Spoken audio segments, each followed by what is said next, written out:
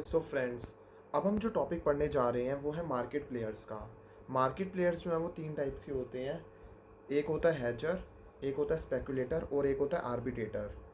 अब जो है वो हमने जो है वो डेरिवेटिव्स का मतलब जो है वो सीख लिया कि डेरिवेटिव्स होते क्या हैं। हमारे को जो है वो अब ये जानना है कि कौन कौन से लोग जो होते हैं वो डेरिवेटिव्स के अंदर जो है वो एंटर होते हैं। जैसे अगर मुझे जो है वो कोई भी बिल्डिंग जो है वो रेंट पर जो है वो देनी होती है तो मैं रेंट एग्रीमेंट के अंदर एंटर करता हूँ। बिल्कुल सही बात है। कौन चाहता है हम जो है वो हम जैसे लोग जो है वो डेरिवेटिव मार्केट के अंदर जा सकते हैं या फिर कोई और स्पेसिफिक लोग होते हैं। कौन से लोग होते हैं जो है वो डेरिवेटिव मार्केट के अंदर जा सकते हैं? जनरली जो है वो तीन लोग जो है वो जाते हैं। तीन कैटेगरीज में जो है वो बांटा गया है कि तीन कैटेगरीज में जो है वो लोग होते हैं, वो जो है वो जा सकते हैं डेरिवेटिव मार्केट के अंदर। तो हम जैसे आप जैसे लोगों को तीन कैटेगरीज के अंदर बांटा गया है: हैजर, स्पेकुलेटर और आर्बिट्रेटर। सबसे पहले पढ़ते हैं हैजर क्या होते हैं। हैजर वो लोग होते हैं जिनके पास एग्जिस्टिंग कोई भी रिस्क होता है एंड उनको वो जो है वो नेट ऑफ करने के लिए वो डेरिवेटिव कॉन्ट्रैक्टिंग में जाते हैं। उनको डर लग रहा होता है कि मुझे जो है वो कोई भी नुकसान हो जाएगा, कोई भी रिस्क का कॉम्पोनेंट होता है। जैसे कि मैंने जो है वो अमेरिका से कोई चीज़ इंपोर्ट करी एंड मुझे जो है वो 3 महीने बाद जो है वो $20,000 के पेमेंट करनी है। मैंने जो है वो क्या करा, मैंने जो है वो अमेरिका से जो है वो क्या कर रहा हूँ, मैं एक मशीन इंपोर्ट करा रहा हूँ और मुझे जो है वो 3 महीने बाद जो है वो क्या करना है, $20,000 की पेमेंट करनी है। 3 महीने बाद जो है मुझे पेमेंट करनी है एंड आज के दिन जो है वो डॉलर का रेट कितना चल रहा है, $1 जो है वो 65 रुपये का है। एंड मुझे जो है वो डर लग रहा है कि 3 महीने बाद जो है मुझे पेमेंट करनी है तो डॉलर की वैल्यू जो है वो बढ़ ना जाए। अगर रेट बढ़ गई तो क्या होगा? अभी तो कितने रुपए पेमेंट करनी पड़ रही है मुझे? 10,000 इंटू में 65, मतलब कि 6,50,000 पेमेंट करनी पड़ रही है। एंड अगर 3 महीने बाद रेट 75 रुपये की हो जाएगी तो मुझे कितने की पेमेंट करनी पड़ेगी? 10,000 इंटू 75, 7.5 लाख रुपए की जो है वो मुझे जो है वो पेमेंट जो है वो करनी पड़ेगी। मुझे डर लग रहा है कि मेरे पास जो है वो रिस्क है या नहीं है। मेरे पास रिस्क है। उस रिस्क को सेट ऑफ करने के लिए मैं जो है वो डेरिवेटिव कॉन्ट्रैक्ट के अंदर जो है वो मैं क्या करता हूँ, एंटर जो है वो करता हूँ। ये तो हो गए, कौन हो गए? हैजर, जिनके पास एग्जिस्टिंग रिस्क है। अब हम जो है वो सेकंड कॉन्सेप्ट जो है वो कौन सा आ जाता है? स्पेक्यूलेटर्स का। स्पेक्यूलेटर्स कौन होते हैं? इनके पास कोई भी रिस्क नहीं होता है।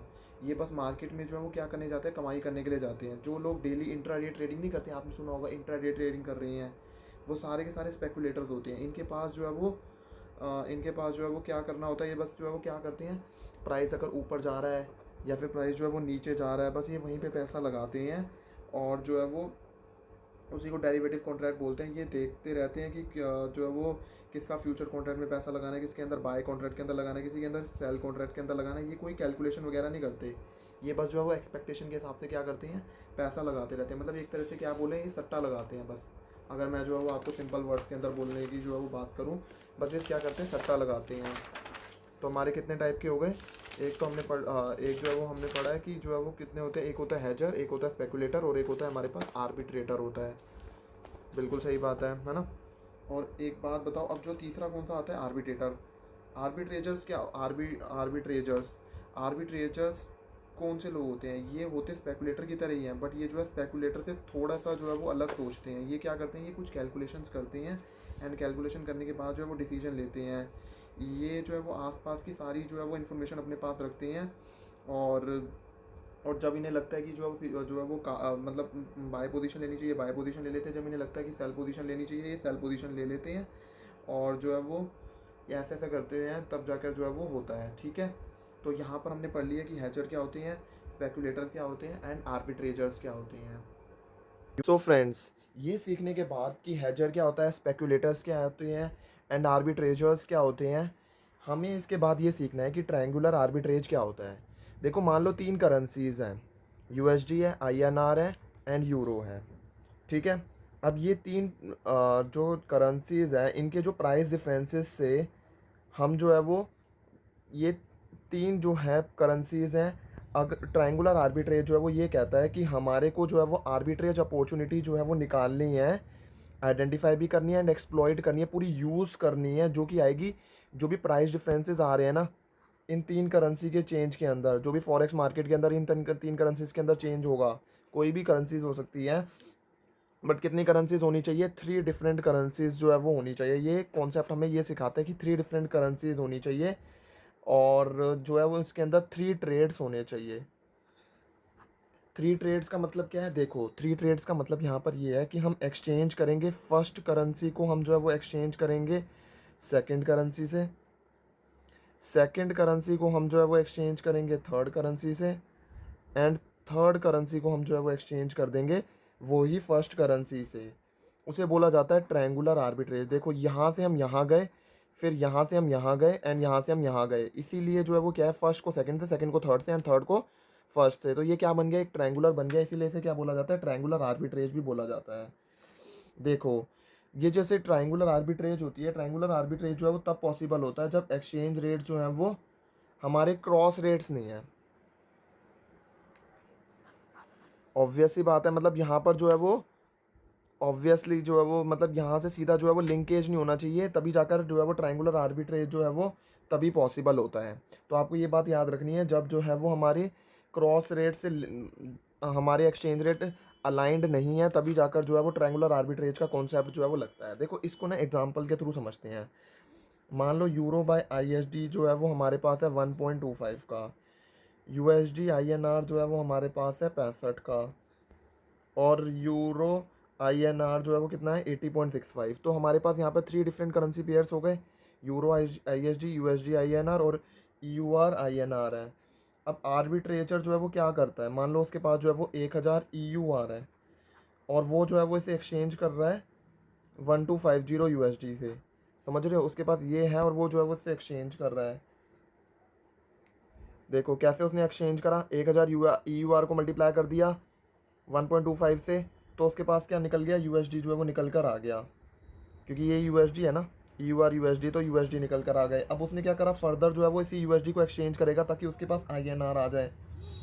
तो 1250 यूएसडी को जो है मल्टीप्लाई हो जाएगा 65 आईएनआर पर यूएसडी, तो मेरे आईएनआर आ जाएंगे आईएनआर 81250। अब जब आईएनआर आ जाएंगे तो हम जो है वो लास्ट स्टेप के अंदर क्या करने वाले? सो इसके बाद जो है वो हमारे पास कितनी आईएनआर कितनी आ गई? 81250। अब इस आईएनआर को हम जो है वो यूरो के अंदर कन्वर्ट करेंगे। देखो, जब हम यहाँ से यहाँ जाते हैं करेंसी पेयर के अंदर तो हम मल्टीप्लाई करते हैं, और यहाँ से यहाँ आते हैं तो हमें डिवाइड करना होता है। तो हमारे पास आईएनआर टू ईयूआर जो आना है, तो हम क्या करेंगे? हमारे पास आईएनआर है ना, तो हम मल्टीप्लाई कर देंगे, सॉरी डिवाइड कर देंगे 81250 को 80.65 से, तो मेरे पास यूरो आ जाएंगे। और मेरे पास यूरो कितने आ गए हैं? 1007.44। अब देखो, हम यूरो से चले थे और यूरो पे आ गए, क्योंकि हमारे पास 1000 यूरो थे, और हम 1000 हमारे को पता चल गया कि हमारे पास ये सारा प्रोसेस करने के बाद कितने यूरो बचने वाले हैं? 1007.44। तो हमारे पास आर्बिट्रेज प्रॉफिट कितना आ गया आर्बिट्रेचर के पास? उसने जो है वो थ्री डिफरेंट करेंसीज के प्राइस चेंजेस को यूज़ करके जो है वो आर्बिट्रेज प्रॉफिट निकाल लिया 7.44 का। 1007.44 माइनस में 1000 ईयूआर। तो ऐसे करके जो है वो आर्बिट्रेज प्रॉफिट जो है वो निकाला जाता है ट्रायंगुलर आर्बिट्रेज के अंदर। आई होप आपको ये मज़ा आया होगा ये सीख के कि कैसे जो है वो निकाला जा रहा है ये आर्बिट्रेज जो है वो ये। लेकिन अगर मान लो ऐसा होता कि देखो ईयूआर आईएनआर जो है वो सीधा जो है वो दे रखा होता, अगर वो मान ले ट्रेडेड हो रहा होता ईयूआर आईएनआर सीधा 8125 का, इंस्टेड ऑफ 80.65 की जगह जो है वो ईयूआर आईएनआर जो है वो 81.25 होता, तो यहाँ पर जो है वो कोई भी आर्बिट्रेज अपॉर्चुनिटी नहीं हो पाती। देखो, यहाँ पर अगर मान लो यही जो है वो क्या होता 81.25 होता, क्यों? देखो, अगर ये 81.25 होता तो 8150 अपॉन में 81.25, तो हमारा कितना निकल जाता 1000 यूरो, और 1000 यूरो से हम चले थे तो कुछ भी नहीं होता। तो यहाँ पर मतलब यहाँ पर इन द सेंस इस एग्जांपल में अगर यहाँ पर 81.25 होता तो हमारी कोई भी आर्बिट्रेज अपॉर्चुनिटी नहीं निकलती। तो ये हमने सीख लिया कि ट्रायंगुलर आर्बिट्रेज के अंदर हम जो है वो कैसे निकालते हैं। देखो, इसके बाद जो है वो हमने जो है वो क्या पढ़ लिया? हेजर पढ़ लिया, स्पेकुलेटर्स पढ़ लिया, आर्बिट्रेजर पढ़ लिया। देखो, ये जो है ना इस कॉन्सेप्ट के अंदर हमने सीखा है कि कैसे जो है वो पे ऑफ को कंप्यूट करा जाता है फ्यूचर एंड ट्रेड रेमिटेंसेस के अंदर, और जो है वो कैसे कंबाइंड करी जाती है position future and underlying import trade remittances की, और करेंसी फ्यूचर्स को आर्बिट्रेजर जो है वो स्पेकुलेटर्स कैसे यूज़ करते हैं, आर्बिट्रेजर जो है वो कैसे यूज़ करते हैं, और जो है वो ट्रायंगुलर आर्बिट्रेज जो है वो हमने सीखा। अब इसके बाद जो हमें लास्ट कॉन्सेप्ट सीखने के लिए मिलता है इसके अंदर, वो होता है हमारे पास ट्रेडिंग स्प्रेड। देखो, ट्रेडिंग स्प्रेड क्या मतलब क्या होता है? देखो, स्प्रेड का मतलब होता है, आपको ये बात ध्यान में रखनी है, स्प्रेड का मतलब होता है कि दो डिफरेंट जो है वो फ्यूचर कॉन्ट्रैक्ट्स हैं, टू फ्यूचर कॉन्ट्रैक्ट्स हैं, टू फ्यूचर कॉन्ट्रैक्ट्स के, दो फ्यूचर कॉन्ट्रैक्ट के प्राइजेस के अंदर जो भी डिफरेंस होगा ना, प्राइजेस के अंदर जो भी चेंज होगा उसे बोला जाता है स्प्रेड। देखो अगर आपके पास स्प्रेड की नॉलेज अच्छी है ना, तो आप क्या अच्छा कमा पाओगे। यस यू आर राइट, आप प्रॉफिट अच्छा कमा पाओगे। आपके पास अच्छी नॉलेज होनी चाहिए। देखो स्प्रेड के अंदर जो है वो ना तीन चीज़ों पे डिपेंड होता है स्प्रेड जो है वो निकलना, समझ रहे हो आप। स्प्रेड जो है वो मेरे पास तीन चीज़ों से निकाला जाता है, वो तीन फैक्टर्स पे डिपेंडेंट होता है। नंबर वन फैक्टर जो होता है वो होता है इंटरेस्ट रेट डिफरेंशियल का। अनदर फैक्टर होता है वो मेरे पास लिक्विडिटी का। And the third factor is monetary pricing policies का, प्राइसिंग डिसीजंस का। इन तीन फैक्टर्स पर हमारा डिपेंड होता है कि स्प्रेड का मूवमेंट कैसा रहेगा।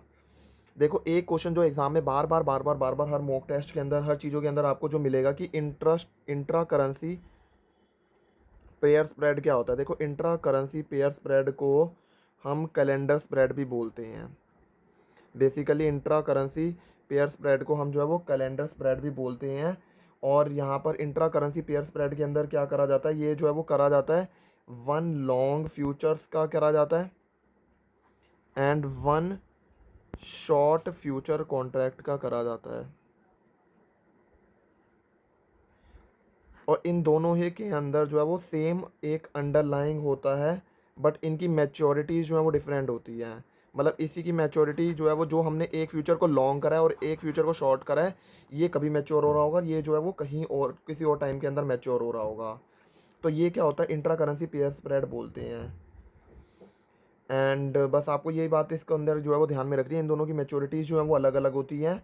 और इसके अंदर एक फ्यूचर को हम जो है वो लॉन्ग करते हैं। लॉन्ग का मतलब आपको अच्छा पता ही होगा, लॉन्ग का मतलब होता है कि जो है वो हम क्या लेते हैं पोजीशन, हम जो है वो पोजीशन लेते हैं, बाय की पोजीशन अगर हम ले रहे हैं तो उसे बोलते हैं लॉन्ग पोजीशन।